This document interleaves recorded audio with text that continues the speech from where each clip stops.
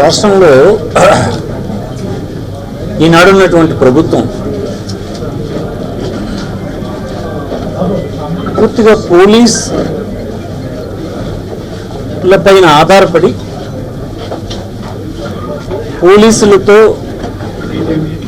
రాజకీయ ప్రత్యర్థుల్ని అణచివేయడం, భయపెట్టడం,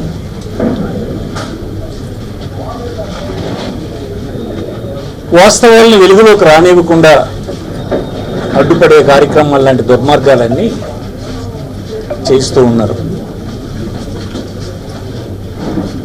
ఎన్నడైనా ఏ రాజకీయ పార్టీ అయినా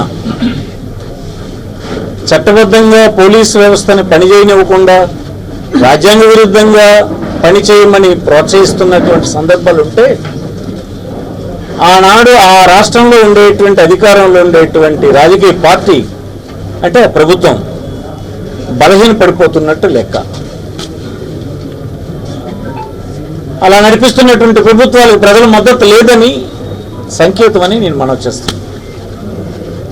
ఈనాడు శ్రీకాకుళం జిల్లాలో పలాసలో ఒక ఫిషర్మెన్ కమ్యూనిటీకి చెందినటువంటి వ్యక్తి డాక్టర్ అప్పలరాజు అనేటువంటి డాక్టరు రాజకీయాల్లోకి వచ్చి అనతికాలంలోనే ఖ్యాతి గడించి ఉన్నతమైనటువంటి బాధ్యతలు నిర్వర్తించి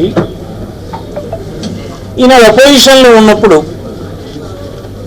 ప్రభుత్వ విధానాల్ని, లోపాలని ఎత్తి చూపుతున్నప్పుడు, విమర్శిస్తున్నప్పుడు, అవినీతిని అడ్డుకుంటున్నప్పుడు, ప్రతిపక్షంలో ఉండేటువంటి తన బాధ్యతను అతను నిర్వర్తిస్తున్నప్పుడు అతన్ని అణచివేయాలన్నటువంటి ఉద్దేశంతో ఈనాడిక్కడ తన కుమారుడు యాక్సిడెంట్ చేశాడని పోలీసులు భావించి ఆ యాక్సిడెంట్ని మద్దతుగా మలిచి దానికోసం కొంతమంది పోలీస్ అధికారుల్ని, ఆనాడున్నటువంటి పోలీస్ అధికారులని బీఆర్లో పెట్టించి ఆ సందర్భంలో కొత్త అధికారులను తెచ్చి ఒకే రోజు 3 ఎఫ్ఐఆర్లు వేసి ఈ కుట్రలో అప్పలరాజు గారు కూడా ఉన్నారు అని అతన్ని ముద్దాయి చేసి ఏమిటి మీరు సాధిస్తారని మనవి చేస్తున్నారు. అసలు ప్రజాస్వామ్యంలో అపోజిషన్ ఉండకూడదని లోకేష్ గారు, చంద్రబాబు గారు భావిస్తున్నారా? చెప్పండి, అసలు మీ దగ్గర అపోజిషన్ ఉండొద్దనా? ఉండదనా? ప్రపంచంలో ఎక్కడైనా రూలింగ్ ఉన్న చోట, డెమోక్రసీ ఉన్న చోట అపోజిషన్ ఉండదా? వారి పాలనలో వచ్చినటువంటి లోపాలని ప్రశ్నించరా, నిలదీయరా?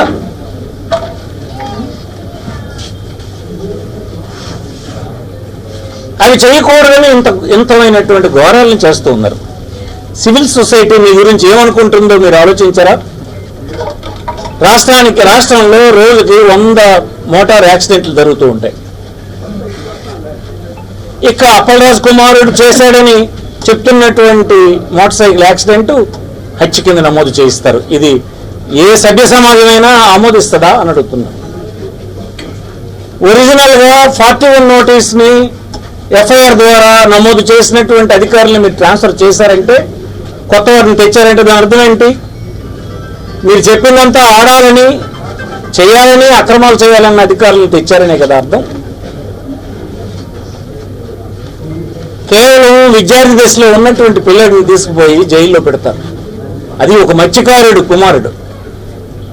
వీరెవరిని మీరు బతకనిరా, ఎవరిని రానిరా?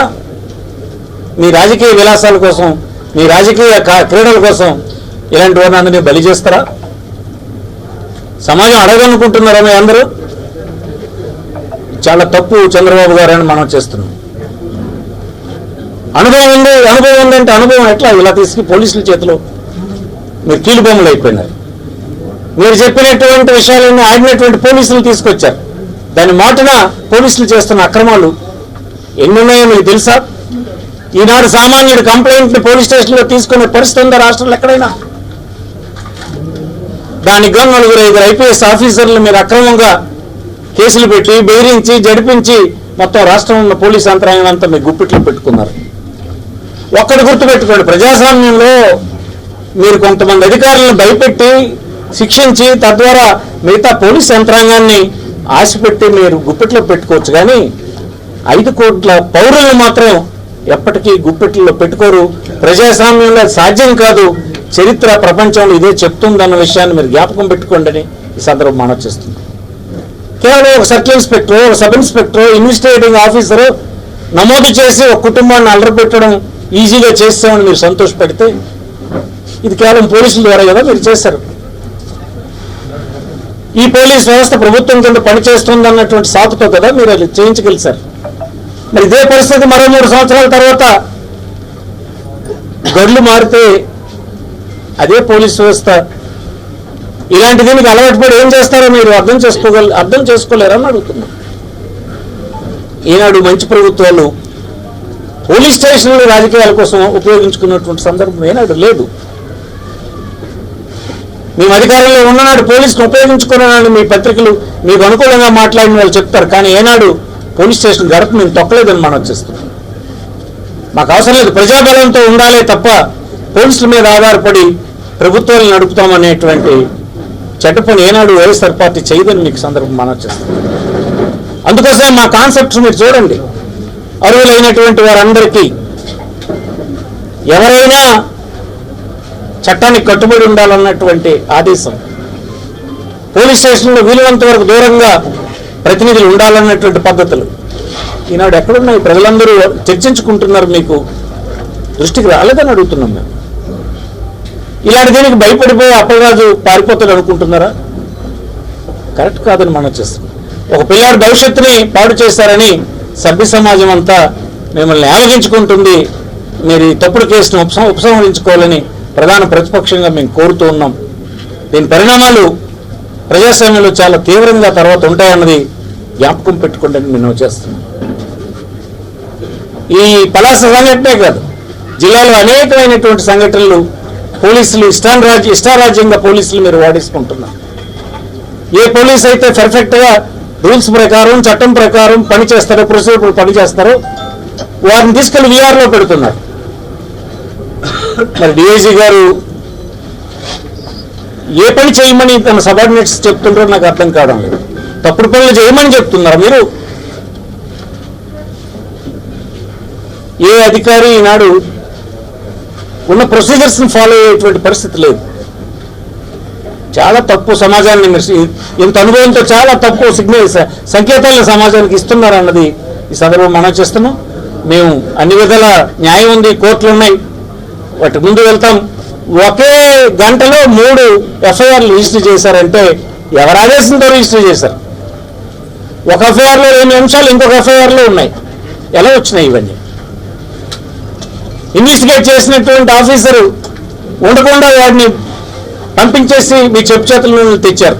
దీని అర్థం కోర్టు ముందు ఇవన్నీ చర్చించబడవని అనుకుంటున్నారా? తప్పకుండా తగిన పనిష్మెంట్ని ఈ ప్రభుత్వం అనుభవిస్తుందని ఈ సందర్భంగా మనం చేస్తూ ఇప్పటికైనా ఇవి మానుకోవాలని ప్రధాన ప్రతిపక్షంగా హెచ్చరిస్తున్నాం. ఇది గుర్తుపెట్టుకోవాలని ఈ సందర్భం కోరుతున్నాం. రాష్ట్రంలో ఒక అన్యాయమైన పరిస్థితి రాష్ట్రమంతా నడుస్తోంది. చంద్రబాబు నాయకత్వం ఏర్పడినటువంటి కూటమి ప్రభుత్వం ఎన్నికల ఫలితాలు ఇస్తున్న మర్రాజు నుంచే అత్యంత దారుణంగా వైఎస్ఆర్ పార్టీ లీడర్లందరి మీద ఘోరమైనటువంటి చర్యలు తీసుకొని ఇబ్బందులు పెట్టి నానా చిత్రహింసలు పెట్టినటువంటి వైనం మనం చూసాం. 2 సంవత్సరాలు అయిపోయినా కూడా ఇంకా దానికి ఆపకుండా ఎవరైతే ప్రభుత్వాన్ని నిలదీసి న్యాయమైన విషయాలపైన గట్టిగా మాట్లాడుతున్నారో అటువంటి నాయకులందరినీ కూడా ఒక్కొక్క సందర్భంలో ఒక రకంగా ఇబ్బంది పెడుతూ హింసించేటటువంటి కార్యక్రమం ఇవాళ రాష్ట్రంలో జరుగుతుంది. ప్రజాస్వామ్యంలో ఇటువంటి కార్యక్రమాలు చాలా తప్పు. చంద్రబాబు నాయుడు గారు అనుభవజ్ఞులంటే రాజనీతి ఆయన ఏం ఆలోచిస్తారో నాకు అర్థం కావట్లేదు, కానీ ప్రజాభిప్రాయం ముందు ఇటువంటి హింసలు ఎప్పుడు ఆగవు. ఇది కొద్దిమందికి మాత్రమే మీరు అడ్డుపెట్టగలరు, కానీ రాష్ట్రంలోని రాష్ట్ర ప్రజలందరికీ కూడా ఇబ్బంది పెట్టే కార్యక్రమం మీరు చేయలేరు. ప్రజలు దీని మీద తిరుగుబాటు త్వరలోనే వచ్చే ఇప్పటికే 2 సంవత్సరాల్లోనే విపరీతమైన వ్యతిరేకత మీ పట్ల రావడం జరిగింది. అప్పలరాజు గారు ఎమ్మెల్యేగా గెలిచి అనతికాలంలోనే మంత్రి అయి అనంతరం తన సమర్థతను నిరూపించుకొని సమాజంలో గౌరవమైనటువంటి స్థానంలో ఉన్నటువంటి ఆయన్ని రకరకాలుగా మీరు వేధిస్తున్నటువంటి విషయం ప్రజలందరికీ తెలుసు. అది ఇప్పటికీ ఆపకుండా అమాయకుడైనటువంటి వాళ్ళ అబ్బాయిని, చదువుకుని చిన్న కుర్రాడిని టార్గెట్ చేసి మీరు ఒక యాక్సిడెంట్ ఇంత విడ్డూరంగా మీరు చేస్తున్న చర్యలు చూస్తే చాలా ఆశ్చర్యం వేస్తుంది. రాష్ట్రంలో యాక్సిడెంట్లు ఎక్కడ జరగట్లేదా? ప్రతి యాక్సిడెంట్ మీద ఈ రకంగానే మీరు వ్యవహరిస్తున్నారా? చాలా తప్పు ఇది. మీరు చేస్తున్న ప్రతి తప్పు వెనుక పెద్ద పరిహారం మీరు చెల్లించుకోవాల్సి వస్తుంది. రాష్ట్ర ప్రజలు ఇప్పటికే మీ పట్ల, ప్రభుత్వం పట్ల వ్యతిరేకతగా మారిపోతుంది రోజు రోజుకి. మరి ఇప్పటికైనా మీరు పునరాలోచించండి. అనవసరంగా కేసులు విరికించి ఆ అబ్బాయి జీవితాన్ని బాడు చేయకండి. అలాగే సంబంధం లేని డాక్టర్ గారిని అందరూ ఇన్వాల్వ్ చేయడం అంది ఎంతవరకు సభ మీరు ఆలోచించాలా? ఆయన తరఫున వైఎస్ఆర్ పార్టీ జిల్లా అంతా కూడా కలిసి పనిచేయడం జరుగుతుంది. అలాగే మా నాయకుడు జగన్మోహన్ రెడ్డి గారు కూడా అన్యాయం ఎక్కడ జరిగినా దానికి ఎదుర్కొని నిలబడే నాయకుడు. ఆయన నాయకత్వంలో ఖచ్చితంగా న్యాయం కోసం మేము పోరాడుతూనే ఉంటాం. మీరు చేసిన అక్రమాలు ఎదిరిస్తుంటాం. ఎప్పుడూ న్యాయమే గెలుస్తుంది. ఫైనల్గా తాత్కాలికంగా మీరు తృప్తిపడొచ్చేమో కానీ ప్రజాభిప్రాయం న్యాయం తరఫునే ఉంటుందని మీకు తెలియజేస్తూ, ఇప్పటికైనా మీరు సరిచేసుకొని ఆ అబ్బాయి నిర్దోషిగా విడిచిపెట్టాలని మీరు గవర్నమెంట్కి అలాగే పోలీసు వ్యవస్థకి మేము రిక్వెస్ట్ చేస్తున్నాం.